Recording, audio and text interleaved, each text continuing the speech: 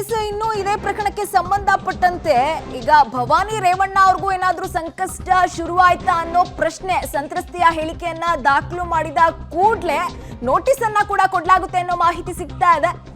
ಈಗ ಸಂತ್ರಸ್ತೆ ಹೇಳಿಕೆ ಮೇಲೆ ಭವಾನಿ ರೇವಣ್ಣ ಅವರ ಭವಿಷ್ಯ ನಿಂತಿದ್ಯಾ ಅನ್ನೋ ಪ್ರಶ್ನೆ ವ್ಯತಿರಿಕ್ತ ಹೇಳಿಕೆ ನೀಡಿದ್ರೆ ಭವಾನಿಗೂ ಕೂಡ ಸಂಕಷ್ಟ ಎದುರಾಗೋ ಸಾಧ್ಯತೆ ಇದೆ, ಅವರು ಕೂಡ ಆರೋಪಿಯಾಗೋ ಸಾಧ್ಯತೆ ಇದೆ ಅಂತ ಹೇಳ್ಬೋದು. ರೇವಣ್ಣ ಅವರ ಕೇಸ್ನಲ್ಲಿ ಒಂದು ರೀತಿಯಾಗಿ ಕಂಪ್ಲೀಟ್ ಫ್ಯಾಮಿಲಿಗೆ ಸಂಕಷ್ಟ ಅಂತ ಹೇಳ್ಬೋದು. ಎಸ್ ಮತ್ತಷ್ಟು ಡೀಟೇಲ್ಸ್ ಕೊಡ್ತಾ ಹೋಗ್ತಾರೆ ನಮ್ಮ ಪ್ರತಿನಿಧಿ ನಾಗೇಶ್.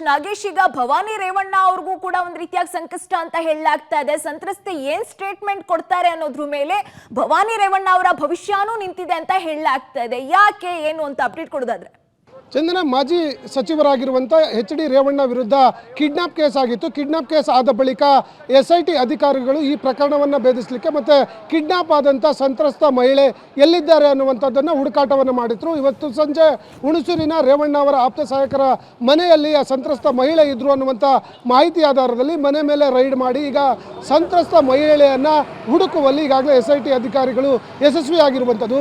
SIT ಅಧಿಕಾರಿಗಳು ಸಂತ್ರಸ್ತೆಯನ್ನು ಮಾತನಾಡಿಸಲಿಕ್ಕೆ ಹೋದಂಥ ಸಂದರ್ಭದಲ್ಲಿ, ಮಾತನಾಡಿಸುವ ಪ್ರಯತ್ನ ಮಾಡುವ ಸಂದರ್ಭದಲ್ಲಿ ಸಾಕಷ್ಟು ಗಾಬರಿಯಾಗಿದ್ದರು, ಭಯಭೀತರಾಗಿದ್ದಾರೆ, ಅವರಿಗೆ ಸಾಕಷ್ಟು ಬೆದರಿಸಿರಬಹುದು ಅನ್ನುವಂಥ ಒಂದು ವಿಚಾರ ಗೊತ್ತಾಗ್ತಾ ಹೋಗುತ್ತೆ. ಹಾಗಾಗಿ ಈಗ ಸಂತ್ರಸ್ತ ಮಹಿಳೆ ಸಾಕಷ್ಟು ಅಸ್ತವ್ಯಸ್ತವಾಗಿದ್ದರು.